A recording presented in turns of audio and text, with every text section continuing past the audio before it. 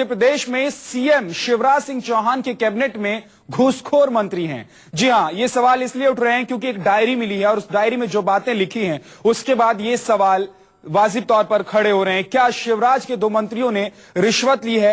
ये सवाल हम नहीं, ये सवाल मध्य प्रदेश में उठ रहे हैं क्योंकि आयकर विभाग के हाथ खदान कारोबारियों की ऐसी डायरी लगी है जिसमें शिवराज सिंह चौहान कैबिनेट के दो मंत्रियों को रिश्वत देने की बात सामने आई है।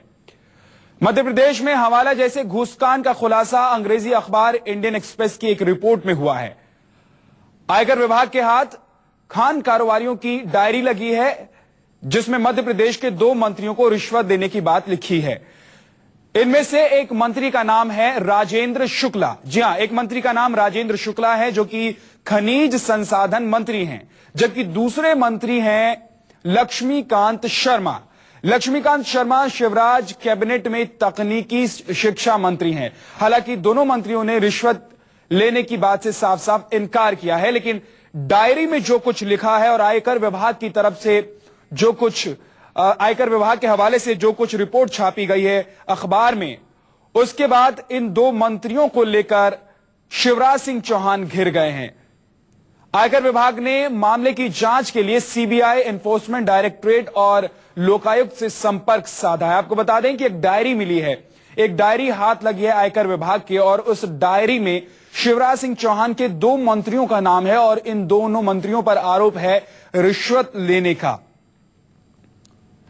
राजेंद्र शुक्ला खनिज संसाधन मंत्री हैं, वरिष्ठ नेता हैं मध्य प्रदेश के, और इन पर आरोप लगा है कि इन्होंने रिश्वत ली है। मध्य प्रदेश में जो ये पूरा मामला सामने आया है, दूसरे मंत्री जिनका नाम है लक्ष्मीकांत शर्मा, ये तकनीकी शिक्षा मंत्री हैं मध्य प्रदेश के, और इन पर भी आरोप है कि इन्होंने घूस ली है।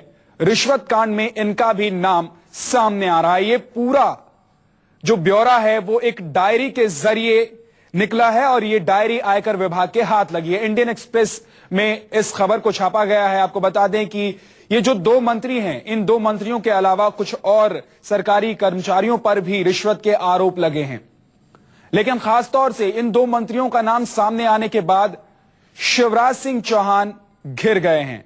न्यूज 24 संवाददाता प्रवीण दुबे हमारे साथ जुड़ गए हैं। प्रवीण, इस डायरी में और क्या कुछ बात लिखी है, क्या कुछ खुलकर अभी तक सामने आ पाया है? देखिए, मैं आपको बता दूं कि एक साल पहले पिछले साल जून में इनकम टैक्स ने छापा मारा था भोपाल के दो कारोबारी दिलीप सूर्यवंशी और सुधीर शर्मा के घर में, और एक साल तक उस पूरे मामले की जांच चलती रही और उसी दौरान दावा किया जा रहा है कि डायरी वहां मिली। हालांकि एक हैरत की बात यह है कि उसमें लक्ष्मीकांत शर्मा का नाम है, जबकि लक्ष्मीकांत शर्मा उमा भारती के कार्यकाल में खनिज मंत्री थे और पिछले 5 साल से उनके पास हायर एजुकेशन, पब्लिक रिलेशन और दूसरे डिपार्टमेंट है। अभी उनके पास माइनिंग नहीं है, लेकिन और छापा पिछले साल डाला गया, फिर भी उस छापे में दावा किया जा रहा है कि उसमें नाम है और ये लिखा गया है कि इन लक्ष्मीकांत शर्मा और राजेंद्र शुक्ला को अलग अलग समय में पैसे दिए गए। साथ में इस डायरी की प्रामाणिकता को लेकर क्या कुछ सवाल उठ रहे हैं? इसमें जो नाम लिखे हैं डायरी में इन दो मंत्रियों के अलावा कुछ और लोगों के नाम हैं जिनके नाम भी रिश्वत लेने के आरोप हैं।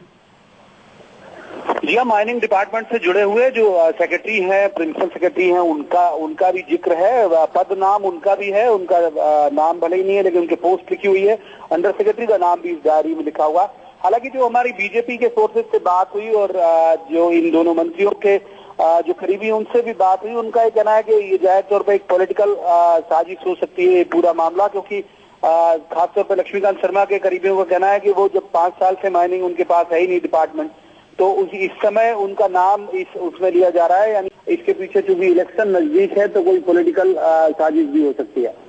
प्रवीण, जाहिर सी बात है कि चुनाव नजदीक है और इस तरह का अगर खुलासा होता है तो मुश्किल में घिरते हुए जरूर शिवराज सिंह चौहान दिखाई दे रहे हैं। क्या बीजेपी के नेताओं से आपकी बात हो पाई है? क्या कुछ प्रतिक्रिया मिल रही है? ये हमारी बात हुई है, लगभग तमाम जो बड़े नेता हैं यहाँ उनसे बात हुई है। हालांकि ऑन रिकॉर्ड इस पे कोई भी बोलने को तैयार नहीं है। सबका ये कहना है कि चूंकि एक छोटी डायरी है जिसका अभी ये भी तय नहीं है कि वो आयकर ने रिकवर कहाँ से की है, अभी ये भी तय नहीं है, कह रहे हैं उस डायरी में जो बातें लिखी उसकी ऑथेंटिसिटी कितनी है, इसलिए बीजेपी अभी इस पर रिएक्ट नहीं कर रही है और बीजेपी का स्टैंड यही है कि ये पूरा मामला एक तरह का पॉलिटिकल साजिश का हिस्सा है। सच में खनीज में रिश्वत लेने की बात सामने आई है, खनन मामले में रिश्वत लेने की बात सामने आई है, तो क्या उस पूरे मामले को लेकर क्या कुछ जानकारी मिल रही है? कब, किस वक्त और किस तरह से ये रिश्वत दी गई थी? देखिए, अभी हम डायरी को आधार माने तो डायरी मेंशन कर रही है पिछले 5 साल के ब्यौरे को, और 5 साल से लक्ष्मीकांत शर्मा के पास माइनिंग डिपार्टमेंट नहीं है, बल्कि जो राजेंद्र शुक्ला है उनके पास है।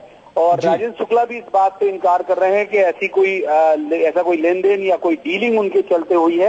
हालांकि अभी मुख्यमंत्री ने एक दूसरे मसले को लेकर एक बैठक बुलाई है, क्योंकि राज्यपाल ने अविश्वास प्रस्ताव को लेकर दोबारा सदन बुलाया है, तो सीएम ने बैठक बुलाई है। संभावना है कि ये जो डायरी वाला मसला है वो भी उस बैठक में उस पर भी चर्चा हो। प्रवीण, जाहिर सी बात है कि विपक्ष को एक मौका हाथ लगा है। विपक्ष की तरफ से किस तरह की प्रतिक्रिया मिल रही है? यह कांग्रेस तो उत्साहित है। ऐसा कोई भी मामला, जबकि नवंबर में चुनाव होना है, ऐसा कोई भी मामला यदि बीजेपी के बड़े नेताओं से जुड़ा हुआ यदि सामने आता है तो कांग्रेस को एक मुद्दा जाहिर तौर पर मिल जाता है और कांग्रेस उसे भुनाने की कोशिश भी करेगी। लेकिन अभी इसी बात को लेकर बीजेपी रणनीति बना रही है कि इसे काउंटर कैसे किया जाए। जी प्रवीण, तो आपको बता दें कि लक्ष्मीकांत शर्मा तकनीकी शिक्षा मंत्री हैं। इनके ऊपर आरोप लगा है कि इन्होंने रिश्वत ली है।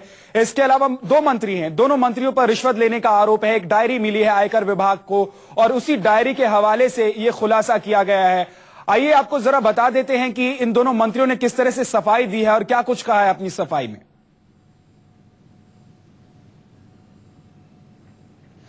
मैं इन आरोपों को पूरी तरह से नकारता हूं। मेरे कार्यकाल के दौरान उन्हें किसी तरह का कोई फायदा नहीं पहुंचाया गया।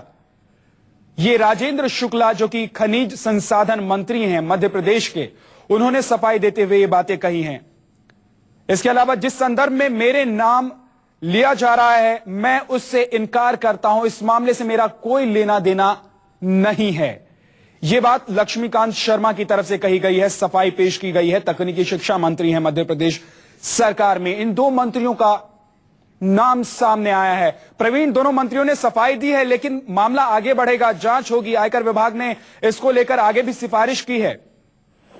मैं आपको बता दूं कि जब पिछले साल जून में ये छापे डाले गए थे, तब भी इस तरह की सुगबुगाहट थी कि इनके नाम आने हैं सामने। राजेंद्र शुक्ला का नाम इसलिए सामने आ रहा था कि वो उनके पास माइनिंग डिपार्टमेंट था। लक्ष्मीकांत शर्मा के करीबी माने जाते हैं सुधीर शर्मा, इसलिए उनका नाम भी उस समय उछला था। लेकिन जून के महीने से लगातार इनकम टैक्स जांच करता रहा और अब ये डायरी उन्होंने सामने लाई है और जिसमें ये उल्लेख है कि इन दोनों मंत्रियों को रिश्वत दी गई। जाहिर सी बात है कि कांग्रेस इस पूरे मसले को लेके बीजेपी को घेरने की कोशिश भी जरूर करेगी और उधर बीजेपी इस बात को लेके अब मंथन कर रही है कि इस डायरी की एथेंटिसिटी को लेकर ही ज्यादा मुद्दा बनाया जाए। प्रवीण, इस पूरे मामले को लेकर आयकर विभाग ने एनफोर्समेंट डायरेक्टरेट और लोकायुक्त से संपर्क भी साधा है। तो ये किस तरह से इस पूरे मामले की जांच अब हो सकती है? कैसे ये मामला आगे बढ़ सकता है? क्या कुछ जानकारी मिली है?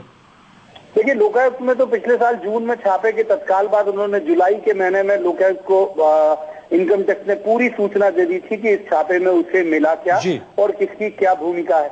लेकिन लोकायुक्त ने अभी इस 1 साल में कोई केस रजिस्टर नहीं किया। लोकायुक्त की तरफ से ये तर्क सोर्सेज दे रहे थे कि प्रॉपर एविडेंस आयकर प्रोड्यूस नहीं कर पाया। लेकिन अब चूंकि मामला सीबीआई तक पहुंच गया है तो संभावना है कि आने वाले दिनों में कुछ मुश्किलें बढ़ेंगी।